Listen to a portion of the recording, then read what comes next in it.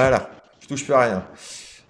Joël, nous sommes vraiment ravis de t'avoir parmi nous. Pour les gens qui ne te connaissent pas, mais ça va pas durer longtemps, tu es donc l'un des trois fondateurs de Talentsoft.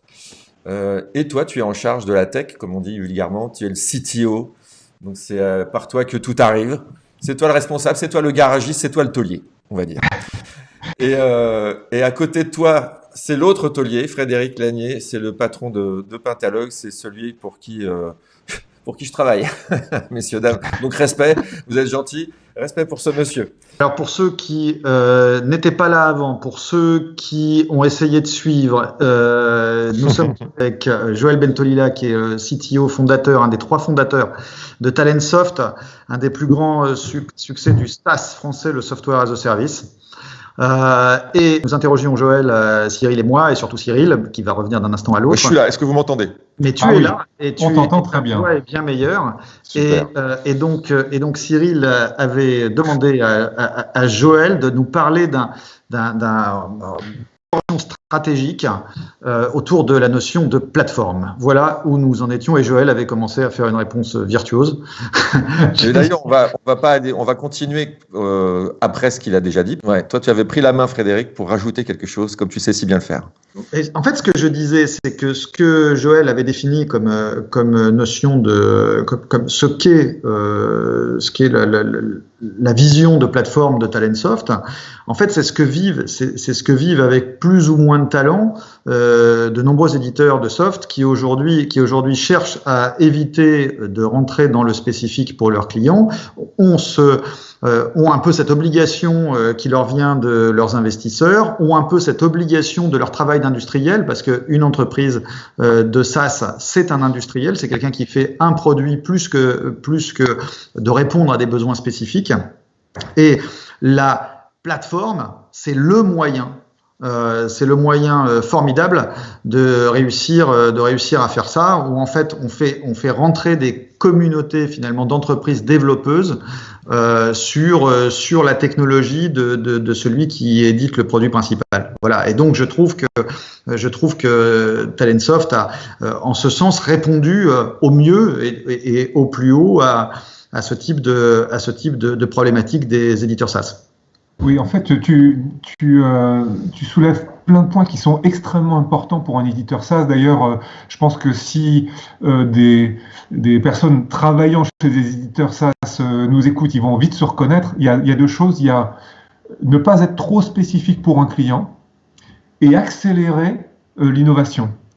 Et ne pas être trop spécifique, ça veut dire on va répondre à 90% des besoins, mais il y aura toujours un petit 10%. J'espère moins que ça même, que certains clients vont demander et que l'on décidera de ne pas faire. Ce n'est pas qu'on ne peut pas le faire, c'est qu'il n'est pas bon pour la pureté du modèle de répondre à ces 10%, parce que c'est trop exotique ou trop spécifique. Et dans ce cas-là, un partenaire tiers peut venir y répondre. Ce qui finalement satisfait tout le monde. Ça satisfait le client, le partenaire qui du coup trouve une voie de business qui peut-être il n'avait pas avant, et l'éditeur d'origine, celui qui détient la plateforme et qui justement reste bien dans son domaine de stratégie qu'il a défini. Et ça, c'est vraiment super. Et puis l'accélération du business, c'est trouver de nouvelles opportunités. Et nous, ça a été le cas, c'est-à-dire qu'on a pu mieux fidéliser les clients, on a pu ouvrir de nouvelles voies parce que on offrait un cadre et un spectre de fonctionnalités supérieur grâce à nos partenaires. Et alors, les partenaires, vous les trouvez comment? Vous faites des appels d'offres, vous faites des courriers, c'est vous qui allez les chercher? Comment ça se passe, la rencontre? Alors, là aussi, en tout cas, pour ce qui s'est passé pour Talentsoft, je dirais que ça s'est fait naturellement du fait que déjà, à la base, les partenaires tapaient à la porte. Et ça me permet aussi de dire que finalement, cet aspect plateforme a résolu un autre de nos problèmes, qui était comment répondre proprement, c'est-à-dire à la fois techniquement et au sens business, à tous ces partenaires qui demandent chacun oui, bonjour, moi je voudrais m'intégrer avec vous. Alors notre première réponse, ça va être si c'est intéressant sur le plan business, allez, ok, on va faire l'effort, on va investir techniquement et on va faire une intégration point à point. Puis il y en a un deuxième, et puis un troisième, et puis très vite, le point à point devient totalement ingérable. Donc on est amené très naturellement à réfléchir de manière un peu plus abstraite à la plateforme et de dire, bon ben, pour accueillir tous les partenaires, ou en tout cas des groupes, on va formaliser comment les partenaires peuvent tirer parti de la plateforme Talentsoft. Et c'est là qu'on s'est mis à réfléchir en modèle d'API, modèle d'outils de développement spécifiques pour les partenaires, pour que les partenaires puissent ajouter du code à Talentsoft. Et il y a toute une réflexion qu'on a eue sur les API à ce moment-là. Alors peut-être qu'il faudra qu'on dise ce que c'est dans notre langage, les API. Oui, vas-y. Parce que sinon, on risque de perdre pas mal de monde. En fait, ce qu'on appelle API, alors c'est pas un terme Talentsoft, c'est un terme du marché, en fait, pour expliquer comment un programme peut causer à un autre. Donc, en gros, ce sont des points d'entrée que l'on va exposer. Donc, dans le cas de Talentsoft, c'est Talentsoft dans sa plateforme qui expose des points d'entrée que d'autres logiciels peuvent appeler pour dire bonjour Talentsoft, j'ai besoin de tel ou tel service, est-ce que vous pourrez me le fournir? Et le point d'entrée va dire ok, j'accepte ta demande, je fais mon processing et je rends une réponse au tiers parti qui m'a appelé. Et tout ça de manière automatique, puisque c'est un logiciel qui cause un logiciel, évidemment. Et c'est comme ça que l'on a formalisé les points d'entrée et de sortie que Talentsoft offre aux clients, mais surtout, là, dans le cas qui nous intéresse, aux partenaires. Et c'est comme ça qu'on a permis aux autres d'enrichir la plateforme par les points d'entrée que l'on offrait et que l'on acceptait de la part des partenaires. Alors après, imaginons, ils se battent pour être chez vous, parce que c'est intéressant, ils y gagnent. Enfin, il y a des deals, c'est le même deal pour tout le monde, c'est partenaire par partenaire, comment ils font? Alors là aussi, on a appris en marchant. On a commencé par avoir quelque chose d'assez informel et puis le process s'est formalisé petit à petit. On a maintenant effectivement des niveaux de partenariat qui correspondent à des services, des packages de services plus ou moins riches en fonction des partenaires. Il y a aussi maintenant une participation financière du partenaire. C'est pas très élevé, mais de manière formelle, c'est un petit peu nécessaire aussi pour motiver ceux qui ont vraiment envie de faire du business avec nous et avec qui on a vraiment envie de faire du business. Donc on va investir sur le plan marketing, on va investir sur le plan commercial, par exemple en partage de pipe, et on investit évidemment sur le plan techno pour donner à nos partenaires des moyens d'accès à la plateforme. Alors quand même, je dois dire que là aussi on a appris ce qui était nécessaire de garder chez Talentsoft et ce qui était possible à échanger avec le partenaire. Et dans les choses qu'on a gardées, on a appris qu'il fallait garder, par exemple, tous les éléments liés à la sécurité. Ça, on ne peut pas dire à un partenaire, vas-y, tu peux rentrer, mais c'est à toi de gérer les rôles, les droits, les périmètres de visibilité. Ça, non. Étant donné qu'en plus, Talentsoft gère pour le compte de ses clients des données personnelles, on gère les données des candidats et des employés, on ne peut pas se permettre d'ouvrir ça n'importe comment. Donc, on garde les questions de sécurité au sein de la plateforme. On ne les délègue pas à un partenaire. Et l'autre élément important que l'on ne délègue pas, c'est l'expérience utilisateur. Alors, pourquoi c'est important? Parce que comme on offre des services de partenaires au sein de la plateforme, il est important pour l'utilisateur de continuer à utiliser la plateforme comme s'il n'y avait pas de rupture d'interface utilisateur, pas de rupture dans l'expérience, dans la découverte et dans le voyage au sein de son scénario utilisateur, de son use case. Comme ça, il n'a pas à se reformer, par exemple. Même à la limite, l'utilisateur ne voit pas qu'il change de partenaire. Il passe de Talentsoft à un partenaire qui fait des notes de frais, par exemple, ce qu'on ne fait pas, nous. Il ne va pas voir la différence. Et c'est pour ça que l'expérience utilisateur au global doit rester la même. Donc ça, on le garde. Et on donne aux partenaires ce qu'on appelle un design system, c'est-à-dire un ensemble de petites briques qui permettent de fabriquer une page web, de fabriquer un service, un usage, tout en restant dans le même look and feel, dans les mêmes chemins d'expérience que ce que Talentsoft offrirait. Et par contre, la fonctionnalité elle-même, ça, c'est le partenaire qui va la donner et qui va venir l'ajouter à l'expérience Talentsoft. Oui, Frédéric.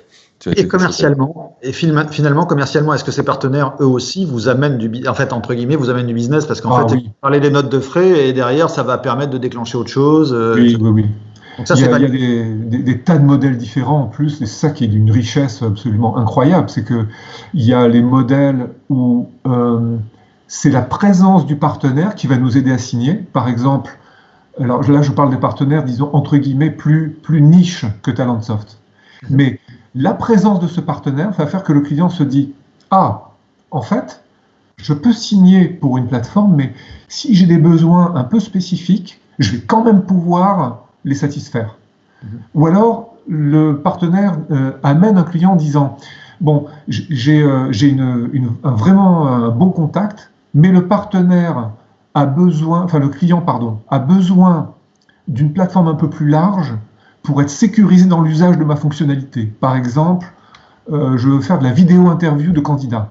Ouais, ok, super, mais si c'est pas dans une plateforme de gestion des candidatures globale, bah, on va pas isoler la fonctionnalité de vidéo interview, ça n'a pas de sens. Il faut qu'elle soit dans un cadre plus large. C'est ce genre de choses qui fait qu'un partenaire peut-être plus niche va amener de la valeur à Talentsoft, et nous, ce qu'on lui amène, c'est bah, il peut du coup signer avec son client. Et puis, il y a des partenariats un peu plus globaux, un peu plus structurants, je dirais, comme par exemple avec des moteurs de paye, où là, vraiment, c'est une discussion presque de plateforme à plateforme, quoi, où là, le scope qu'on va offrir va tout d'un coup devenir incroyablement plus large que ce que chacun des éditeurs tout seul pourrait offrir. Donc voilà un petit peu les cas d'usage, je dirais, commerciaux que l'on peut amener. Et alors moi, si je suis partenaire potentiel et je t'entends dans la vidéo, je me dis, et je fais des notes de frais par exemple, mais je me dis, on va être 15, 20, 30 partenaires à faire la même chose. Comment tu fais la différence et comment le client fait la différence? Ouais, oui, ça aussi, c'est un excellent point à parcourir quand on fait de la plateforme. C'est que il faut pas s'amuser à avoir pléthore de partenaires dans un segment particulier. Il faut ménager un peu. C'est-à-dire qu'un partenaire aussi, il va faire un investissement pour se joindre à nous. Donc on ne peut pas lui dire, bon ben, c'est vachement sympa ce que tu as fait, mais maintenant on va te mettre 15 concurrents sur la plateforme. Je dirais, c'est pas juste. Et nous, on veut cultiver des partenariats de long terme. Donc on ne peut pas s'amuser comme ça, excusez-moi l'expression, mais à casser les pattes à un partenaire juste après qu'il a investi. Donc il y a plusieurs choses à prendre en compte. La première, c'est un nombre de partenaires, disons, qui ne peut pas être un, parce que ça n'a pas de sens non plus de mettre un partenaire tout seul en quasi-monopole sur un segment, mais c'est plutôt de l'ordre de 3 ou 4, mais on essaie que ce ne soit pas plus que ça. Et la deuxième chose, c'est de bien réfléchir à la fois chez Talentsoft et chez le partenaire aux domaines qui doivent rester, comment dire, du ressort du fournisseur de la plateforme, donc en l'occurrence de Talentsoft. Qu'est-ce qui doit être stratégiquement fourni par Talentsoft et qu'est-ce qui doit être stratégiquement fourni par les partenaires. Et là, il y a une vraie réflexion de fond à avoir de la part de nous, éditeurs. C'est qu'est-ce qu'on veut garder. En gros, c'est la réflexion make or buy que l'on a à tout moment quand on est éditeur. Voilà. Et là, c'est une réflexion qui est renforcée, je dirais, à un degré encore supérieur, parce que là, on ne peut plus se tromper. Quand on a signé avec un partenaire, on ne peut plus lui dire demain, ah ben, tu sais, finalement, ce qu'on a fait avec toi, ben, nous, on va le faire nous-mêmes. Et comme ça, tout ce que tu as investi, ben, tu vas le mettre à la poubelle. On ne peut pas faire ce genre de choses. Donc voilà un peu les trade-offs qu'on doit faire à tout moment, quoi. Ah ouais. Imaginons que là, à l'antenne, on ait des gens qui soient capables de développer des produits, quel que soit leur statut, en fait, que ce soit des entreprises de services, que ce soit des développeurs indépendants ou que ce soit des gens qui ont déjà des produits. Est-ce que tu peux nous aider à comprendre ce qu'est le profil type de quelqu'un qui devient un membre de la plateforme? Est-ce qu'il y a un profil type? Je dirais fonctionnellement,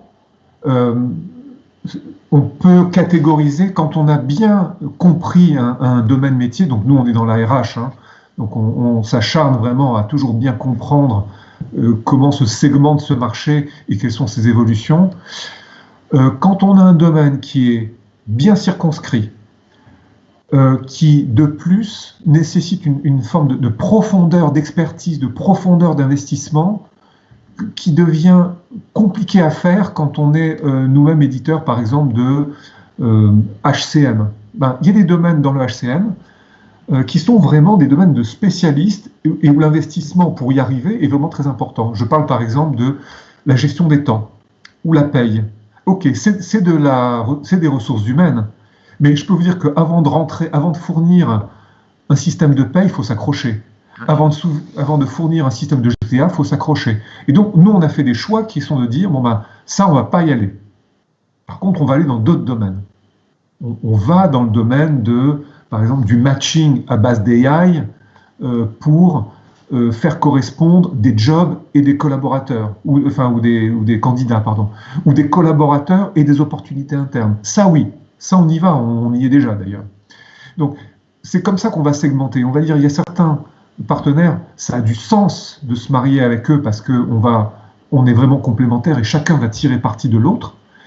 Et puis, il y a des domaines où on va mixer de la fonctionnalité Talentsoft avec de la fonctionnalité du partenaire, et où là, les frontières sont un peu plus floues, mais où on sait que le partenaire a une valeur ajoutée parce qu'il est sur une niche, et là, on sait que le complément est parfait et on va y aller. Voilà un petit peu les réflexions qu'on a. C'est pas simple de répondre à cette question, parce qu'il n'y a pas de domaine vraiment tranché, à part la paye peut-être et la GTA, où on va se dire oui, c'est sûr, ou non, c'est pas sûr. Donc il faut tenter, il faut discuter, et puis c'est les discussions qui amènent la conclusion sur l'intérêt ou pas de travailler ensemble. La question, là, parce que ça a l'air simple, non, j'imagine que c'est pas simple, mais ça fait combien de temps maintenant? 3 ans que vous avez fait ce virage? Oui, c'est ça. Quelles ont été les grosses difficultés? Parce que c'est pas rose, j'imagine.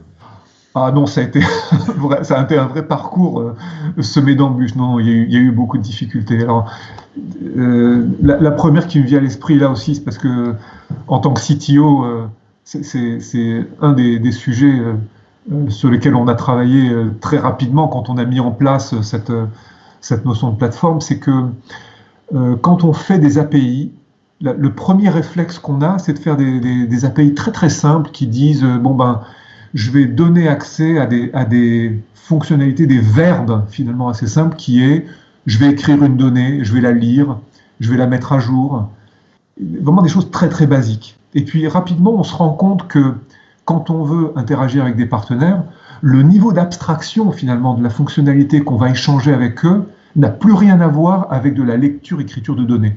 C'est des scénarios utilisateurs. Et donc, le niveau d'abstraction des API doit monter aussi. Et ça a été vraiment une difficulté auquel on s'est confronté très tôt. On a dû repenser entièrement la façon de construire et de mettre à disposition des API pour les partenaires. Et de même, on a dû repenser la façon dont on consomme les API des partenaires pour qu'elles puissent s'intégrer dans le produit Talentsoft. Et ce, de manière générique en plus. Donc ça a été une des premières difficultés que je qualifierais de difficultés purement techno d'une part et conception produit d'autre part. Alors pourquoi conception produit? C'est que en fait, la façon de formuler les API et de les mettre sur le marché, c'est la même chose que de concevoir et de formuler des fonctionnalités produits avec des pages, avec un utilisateur en face. Ça, c'est pas intuitif, c'est-à-dire qu'on se dit, bon ben, c'est technologique les API. Ben non, en fait, c'est pas si technologique que ça. C'est technologique dans son implémentation, mais c'est product design dans sa conception. C'est exactement comme un produit. Donc ça a été la première difficulté. Je pense qu'on a aussi eu des difficultés qu'on a surmontées dans la façon d'industrialiser en fait le provisioning des partenaires. C'est-à-dire qu'il y a plein de niveaux différents pour le faire. Et nous, on a choisi finalement des choses assez basiques parce qu'on s'est dit au moins ça va marcher pour tout le monde. Vous avez des gens qui se disent provisionner un partenaire, ça consiste à aller activer une liaison dans une marketplace. Nous, on n'est pas à ce niveau-là parce que le provisioning d'un partenaire nécessite une forme de discussion quand même entre le partenaire, Talentsoft et le client. Donc, mais bon, ça peut être une des façons de réfléchir au provisioning, c'est-à-dire à la façon d'amener le partenaire au sein de la plateforme. Et puis, comme je le disais, je pense que la question sur avoir ou pas des overlaps avec un partenaire, quel est le bon modèle business. Ça, il y a eu énormément de réflexions également chez nous là-dessus. Ça n'a pas été facile de mettre au point quelque chose qui marche et on a été obligé d'un petit peu de segmenter finalement les partenaires parce que les modèles ne marchent pas partout pareil. Voilà un petit peu le chemin de croix finalement par lequel on est passé et qui maintenant est opérationnel, quoi. Là, ma question là, elle est plus on va dire au board member qu'au CTO mais finalement d'un seul coup aussi est-ce qu'on se met pas aussi à avoir des discussions autour du coût du système plateforme, du coût commercial du système plateforme, parce qu'on se met en fait à communiquer pour d'autres que soi-même, d'autres partenaires que soi-même. Comment on se partage les coûts? J'imagine que c'est des questions complètement nouvelles, quoi. Oui, alors il y a un côté, je dirais l'aspect board, ou l'aspect stratégique, si on veut peut-être aussi l'élargir à ça, c'est qu'est-ce que je construis et qu'est-ce que j'intègre venant de l'extérieur. Quelle part du segment de richesse, finalement, je donne aux autres et lequel je garde pour moi, et quel effet ça a sur le business. Et en fait, une fois qu'on a bien réfléchi à ça, oui, il ne faut pas faire de conneries, il ne faut pas donner son destin à d'autres. Hein. Ça, c'est sûr que bon, on est toujours, enfin, faut rester humble là-dessus parce que c'est pas des discussions, c'est pas des décisions très simples. Mais en tout cas, quand on a le bon modèle, on bénéficie d'une forme d'accélération. Alors, c'est quoi l'accélération? C'est d'abord, on fait du business plus vite quand on est comme ça parce qu'on met sur le marché des fonctionnalités plus rapidement et donc, ok, il y a une partie qui va aller aux partenaires, mais globalement, les clients en sont reconnaissants. C'est-à-dire qu'on va signer des deals plus gros, on va les signer plus vite et on garde les clients plus longtemps. Parce qu'il y a ce deuxième effet qui est l'effet de fidélisation. Quand vous avez un client qui bénéficie à la fois de vos fonctionnalités et que de manière intégrée, il va utiliser les fonctionnalités d'un autre partenaire sans avoir payé l'intégration, parce que l'intégration, elle est faite par nous, elle est faite par le partenaire et nous au travers de la plateforme. Ben, je peux vous dire que c'est plus compliqué pour un client d'aller voir ailleurs. Et même son réflexe va être de dire, c'est pas que je vais voir ailleurs, c'est que je vais demander à un partenaire supplémentaire d'aller venir dans la plateforme pour intégrer le tout. Et en fait, tout le monde en bénéficie. Nous, on va avoir des partenaires supplémentaires. Le client, il est un peu plus sticky. Hein, c'est le mot enfin, voilà, il est un peu plus fidèle. Et tout ça, finalement, pour moi, c'est une sorte de cercle vertueux, finalement. Et tu imagines que le domaine fonctionnel couvert, c'est à augmenter de quel pourcentage en 3 ans? Oh, c'est un bon 20-30%, facile. Ah ouais, facile. Super significatif. Hein. Et là-dedans, enfin, j'ose pas mettre les systèmes de paye que je considère comme étant un domaine géant en soi, et je peux pas dire que c'est un ajout à la plateforme. C'est une plateforme à côté d'une plateforme. Ouais, carrément. Hein, c'est vraiment, faut plutôt le voir comme ça, quoi. Ouais, tout à fait.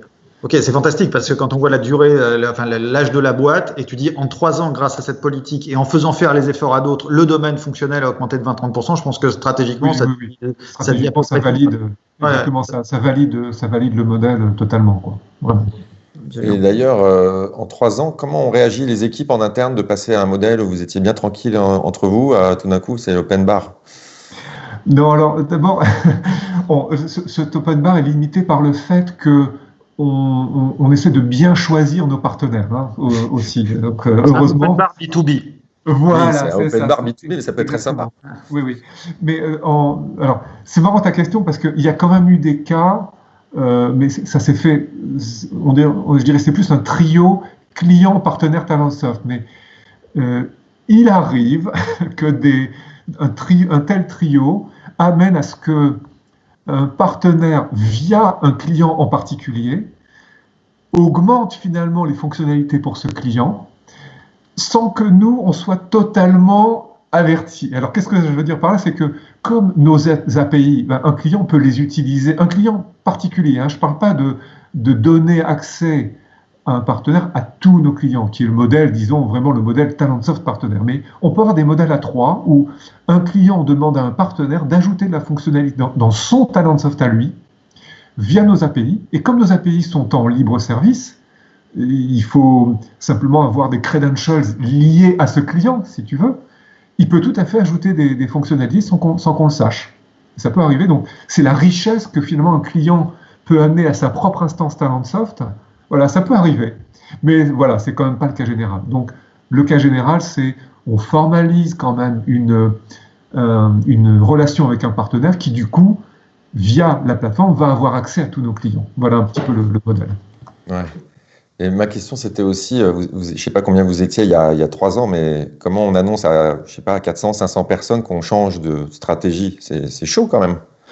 En fait, là aussi, je dirais, comme ça s'est fait de manière assez continue, ça n'a pas été un virage au sens 180 degrés ou même 90 degrés. C'est une tangente.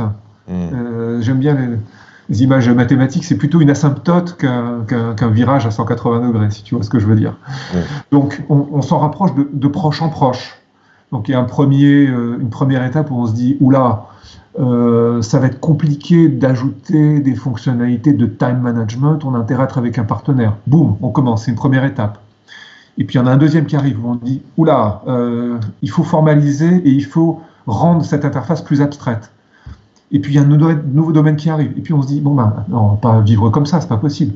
On va formaliser le tout. Et c'est là qu'on commence, et les équipes sont moteurs. Attention, hein, c'est pas 3 fondateurs qui ont l'idée dans un garage et qui vont demander à tout le monde de la faire. C'est le contraire. C'est nos talents à nous qui nous disent, hé les gars, attention, il y a des nouvelles tendances là. Il faut réfléchir à comment on va faire. Et là, on commence à brainstormer, à réfléchir, et on se dit, on dit aux gens de l'équipe, aux garçons et aux filles de l'équipe, qu'est-ce que vous en pensez? Comment on peut aborder le truc? On réfléchit ensemble, et c'est eux qui amènent les idées. Ah oui, d'accord. Alors, le côté plateforme, on va faire un petit atelier de développement qu'on va donner à nos partenaires. Ils peuvent le télécharger. Tac, ça y est, il y a une nouvelle idée qui arrive. Et c'est comme ça, de proche en proche, qu'on arrive à une plateforme totalement formalisée, quoi. Je veux dire que c'est pas un bouton on-off, tout d'un coup, 1er septembre, changement de stratégie générale. C'est un truc qui s'est fait comme une boule de neige. Exactement. Et là aussi, le côté co-création a été fondamental. Alors, à la fois en interne, parce que nous, on aime bien inciter nos équipes à amener des idées quand même, parce que c'est pas une équipe de management toute seule qui peut faire le boulot, c'est vraiment tout le monde. Donc ça, c'est le premier aspect. Le deuxième aspect, c'est la co-création avec les partenaires. Et puis le troisième, évidemment, c'est celui, je dirais, historique, c'est la co-création avec les clients, qui, eux, nous disent « Ouais, ça serait quand même bien si vous aviez telle possibilité dans votre plateforme. On a un partenaire, là, on aimerait bien travailler à 3, comment on peut faire ?» Et voilà, et ça s'est enchaîné de fil en aiguille, finalement. J'ai une question technique que je vais lire, parce qu'elle est phonétiquement.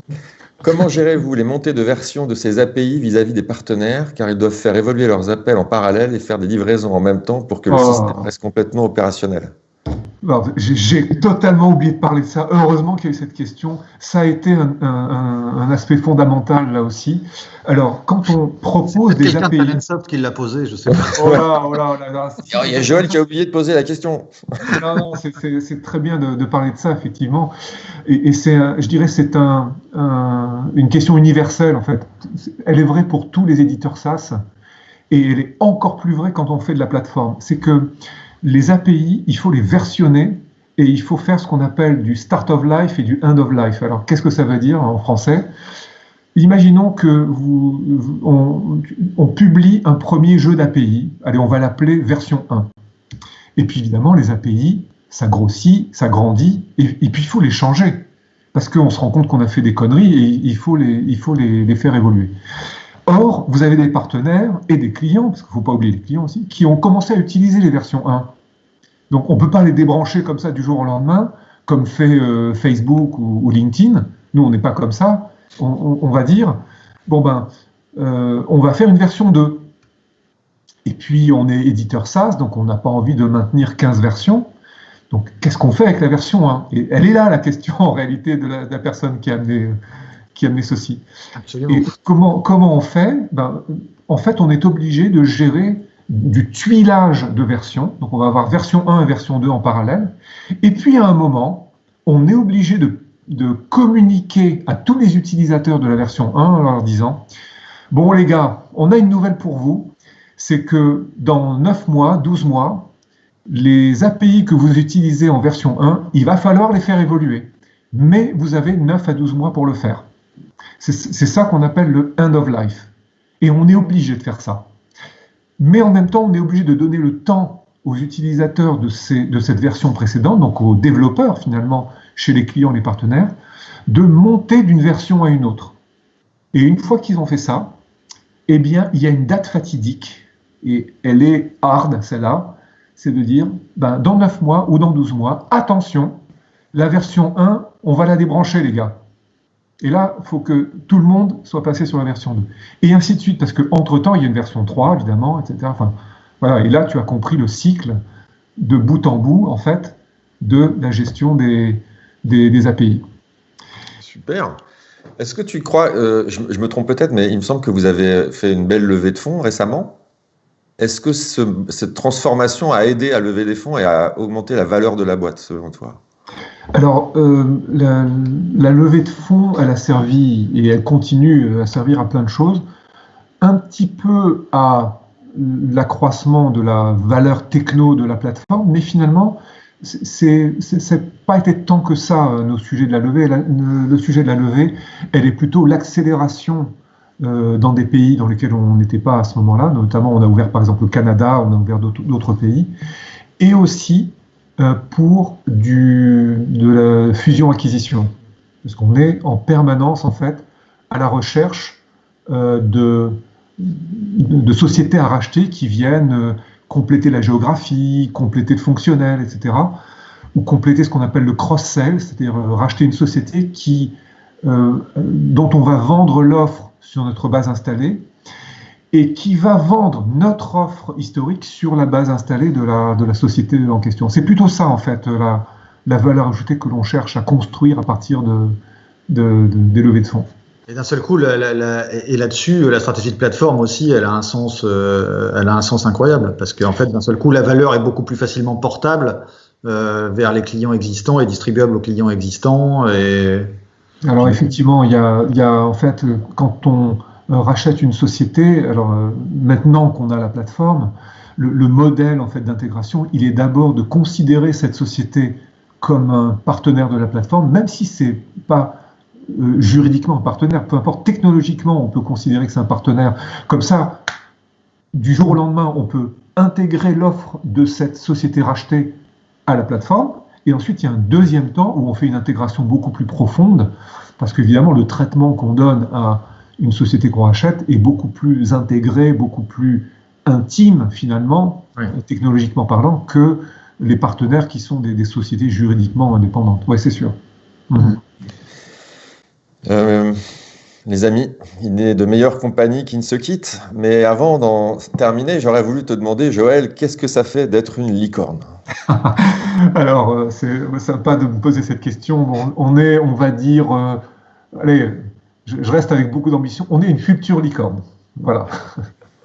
Et ça, oui, ça se passe bien dans ta tête? Comment on gère le succès, la réussite? Ça fait mal là. En fait, tout va tellement vite que franchement, c'est pas une préoccupation au quotidien. La préoccupation au quotidien, c'est de continuer à s'adapter, d'être entouré en fait des bonnes personnes. Et franchement, nous on a une chance énorme, hein, c'est que on a recruté des gens absolument extraordinaires. Que ce soit, et je ne parle pas seulement de l'équipe de management, je parle de tout le monde, les développeurs, les vendeurs, les gens au customer care, au customer success, les gens du projet. Enfin, vraiment, je ne saurais pas citer toutes les équipes, les gens même sur les fonctions support, hein, RH et finance. On a des talents partout. Et en fait, c'est là notre chance, c'est que franchement, on n'en serait pas là si c'était les 3 fondateurs qui mettaient les idées sur la table et qui disaient à tout le monde, bon, bah, les amis, allez-y, vous n'avez plus qu'à exécuter. Non, ça ne marche pas comme ça. En fait, je sais que notre impact à tous les 3 fondateurs sur les succès récents de la boîte, et j'espère les succès futurs, il est en fait de plus en plus petit. Et c'est ça qui est mind-boggling, comme disent les Américains, c'est que c'est incroyable de penser ça, en fait. C'est quelque chose qui nous échappe au sens de la vitesse à laquelle ça va. évidemment, on est extrêmement prudent sur la culture, sur le bien-être, et encore plus dans cette période-là de chacun dans la boîte, mais l'impact qu'ils ont collectivement est bien supérieur, et leurs idées sont bien supérieures à ce que les fondateurs en fait ajoutent aujourd'hui. On peut dire qu'on est un peu les guides, mais on n'est carrément plus les meilleurs pour exécuter tout ça. Même à cette taille de boîte, c'est important d'avoir des gens à nos côtés qui savent piloter et exécuter la stratégie d'une boîte de 700 personnes. Voilà, moi, très humblement, tout seul, je ne saurais pas faire, quoi. Voilà, c'est dit. Donc c'est très bien d'être entouré comme ça. MC Cyril, est-ce que je peux encore poser une question? Mais bien sûr, Frédéric. Que puis-je te refuser?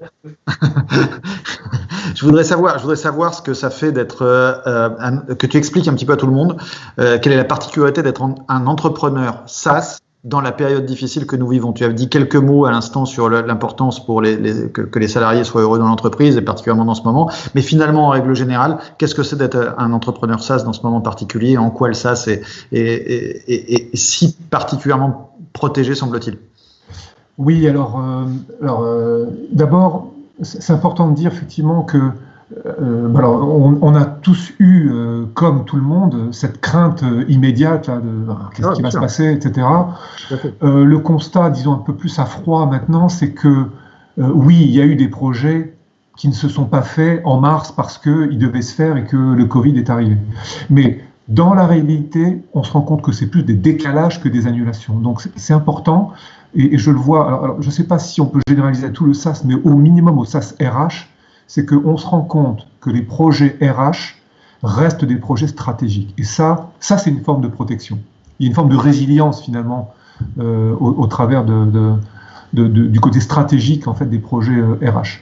L'autre chose, c'est qu'on constate que le fait d'avoir un revenu récurrent prévu, ou je sais pas, je dirais il y a à peu près 80% du revenu qui est connu à l'avance, ça offre une forme de résilience qui est vraiment crucial pour nous et extrêmement bénéfique dans le moment qu'on vit actuellement.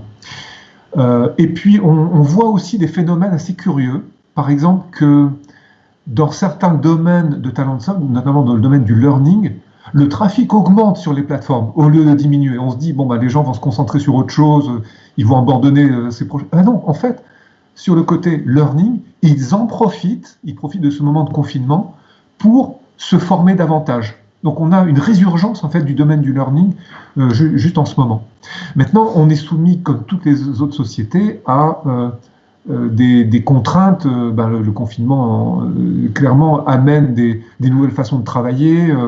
Et je veux dire, on s'est reconfiguré finalement assez vite. Donc le côté distanciel du SaaS nous a amené finalement culturellement à aussi travailler rapidement en télétravail. Par exemple, ça s'est fait. On avait déjà tous les outils, on les a activés, la vidéoconf et autres, finalement assez naturellement. Et tout ça s'est fait, je dirais, moi je pense qu'on a vécu 2 semaines de changements brutaux et de doutes. Et puis au bout de 2 semaines, finalement, tout s'est reconfiguré assez rapidement. Et il faut aussi dire un mot sur le rôle des DRH dans les boîtes en ce moment. Nous, on le voit au quotidien parce qu'on les fréquente. Et évidemment, on fréquente notre propre équipe RH chez Talentsoft. Mais je peux dire que c'est l'équivalent dans le business de ce que les médecins font dans les hôpitaux. C'est-à-dire qu'il y a une pression mais incroyable qui s'exerce sur les équipes RH en ce moment. Et c'est beau de les voir tenir comme ça. Et en même temps, je compatis parce que c'est énorme ce qu'ils sont en train de faire en ce moment. Quoi. Énorme. Parce que vous vivez dans vos boîtes également, mais il y a énormément de doutes chez les collaborateurs. Ouais, comment je fais ci, comment je fais ça, je crois que je suis malade, mais je suis pas sûr, qu'est-ce que je fais? Et j'ai des enfants, mais attention, je vais pas pouvoir bosser. Toutes ces questions-là, elles deviennent puissance 10 en fait en ce moment à cause du confinement. Oui, et puis toutes les entreprises ne sont pas des entreprises SaaS qui peuvent bénéficier de ce modèle de recurring revenue, etc. Toutes n'ont pas ce luxe, hein, c'est sûr. Et effectivement, nous, on a eu, je partage là-dessus. J'ai fait plusieurs réunions de ce type-là, dont quelques-unes avec entre guillemets Mondovision. Et en fait, il est clair que un des points dont je vais parler, j'ai rappelé à quel point c'était utile pour Pentalog de travailler aujourd'hui à 50% pour le monde du SaaS. C'est-à-dire que ce que tu dis se transpose dans les activités que nous-mêmes avons, quoi. Donc, exactement. C'est précieux, c'est précieux. Voilà. Eh ben, c'était passionnant tout ça. Merci beaucoup. Oui, merci à vous de l'invitation. Joël, c'était un vrai plaisir de te rencontrer, de te découvrir, même à distance. Et puis, on va dire au revoir à tout le monde. Merci à tous. Merci beaucoup, Joël.